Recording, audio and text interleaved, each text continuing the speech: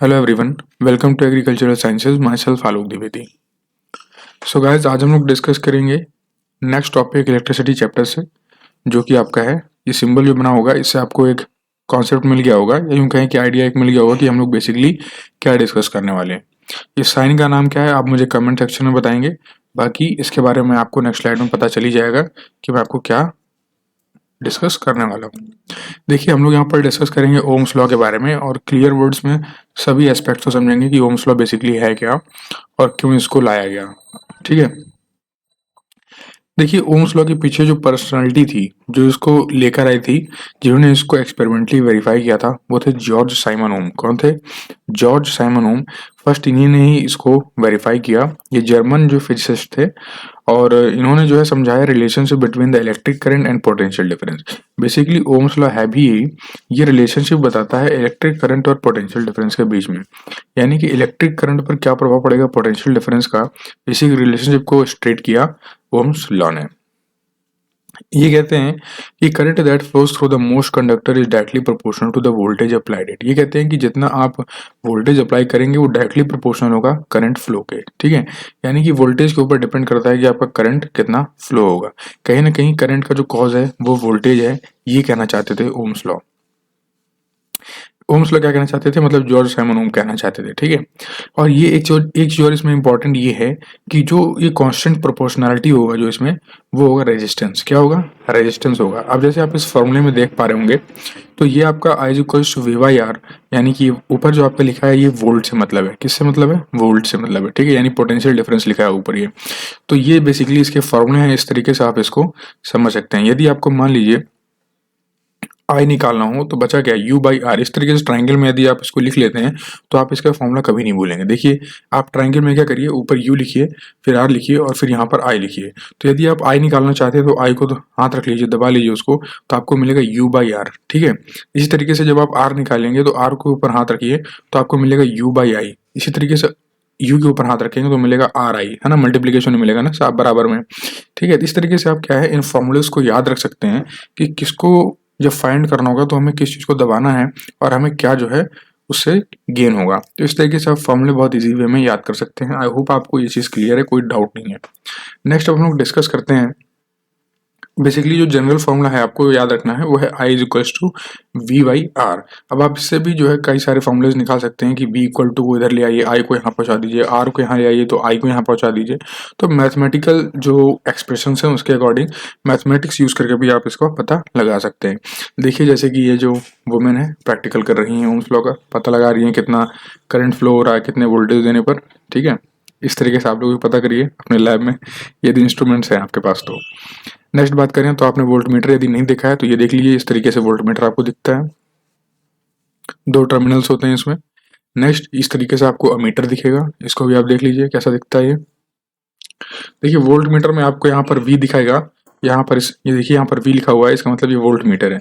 वहीं नेक्स्ट जहाँ पर अमीटर होगा वहां पर आपको इस तरीके से दिखेगा। ठीक है, ये जो साइन होता है ये डिफरेंस का साइन होता है। किसका साइन होता है? डिफरेंस का।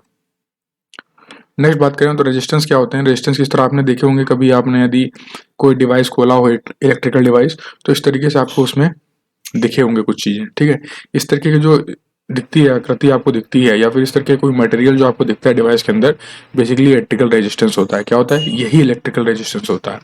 तो आई होप आपको रेजिस्टेंस के बारे में भी क्लियर है। देखिए, कुछ इस तरीके से जो है रेजिस्टेंस का स्टाइल होता है, मतलब किस तरीके से करंट को अपोज करता है आप इस डायग्राम में देख सकते हैं। जैसे कि वोल्टेज, देखिए यहाँ से करंट फ्लो हो रहा है तो रेजिस्टेंस क्या करता है, इसको पकड़ने की कोशिश करता है, इसको दबाने की कोशिश करता है, उसका हर्डल बनता है। ठीक है, ऑब्स्टेकल बनता है करंट के पाथ में। इसी वजह से क्या होता है, जो आपकी वायर है वो हीट होने लगती है और करंट को रोकने का काम करता है रेजिस्टेंस। तो आई होप आपको ये पॉइंट क्लियर है।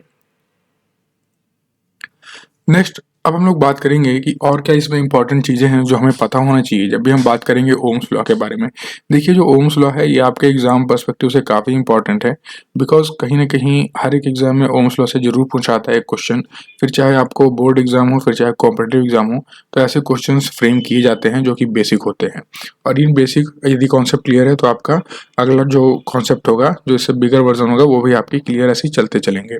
देखिए, बेसिकली क्या होता है, if the resistance is not constant, अगर रेजिस्टेंस कांस्टेंट नहीं है तो जो आपका ओम्स लॉ का इक्वेशन है ना, ये वैलिड नहीं होगा। क्या समझ रहे हैं?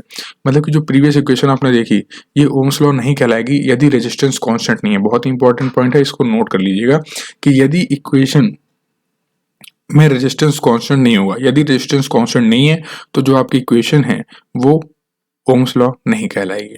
ठीक है, देखिए बेसिकली ओम्स लॉ मैंने आपको कई बार बताया कि बेसिकली ये बताता क्या है। तो बेसिकली एक एम्पेरिकल रिलेशन है ये, जो क्या बताता है, which accurately describes the conductivity of vast majority of electrical conductive materials over many orders of magnitude of current. तो इस ओम्स लॉ से हमें ये पता चलता है, बेसिकली ये डिस्क्राइब करता है ये ओम्स लॉ कि जो वास्ट इलेक्ट्रिकल कंडक्टिव मटेरियल्स हैं, ठीक है, जितने भी इलेक्ट्रिकल कंडक्टिव मटेरियल्स हैं उनकी कंडक्टिविटी क्या है, किस ऑर्डर पर कितने मैग्नीट्यूड का करंट वो फ्लो कर सकते हैं वो पर्टिकुलर कंडक्टर, ये बताता है हमें ओम्स लॉ। ठीक है, तो आई होप आपको ओम्स लॉ क्लियर है। बेसिकली आप इसका जो एम्पेरिकल फार्मूला है वो इस तरीके से लिखते हैं कि पोटेंशियल डिफरेंस अपॉन करंट, यानी कि V by I equal to resistance which is constant. तभी इसको आप ओम्स लॉ बोलोगे जब रेजिस्टेंस कांस्टेंट होगा। सो आई होप आपको ये पॉइंट क्लियर है।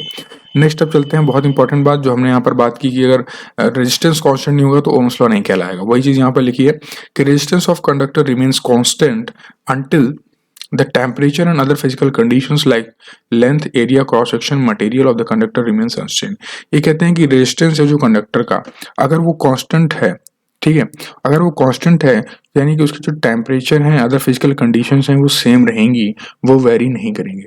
अगर आप इसका कांस्टेंट वाला जो फैक्टर है, ये जो कांस्टेंट है आपका रेजिस्टेंस, ये अगर वेरी कर जाता है, क्या कर जाता है, वेरी कर जाता है, तो फिर क्या होगा, इसका जो रेजिस्टेंस है वो भी चेंज हो जाएगा। क्या होगा, रेजिस्टेंस भी इसका चेंज हो जाएगा। तो आई होप आपको ये चीज़ क्लियर है।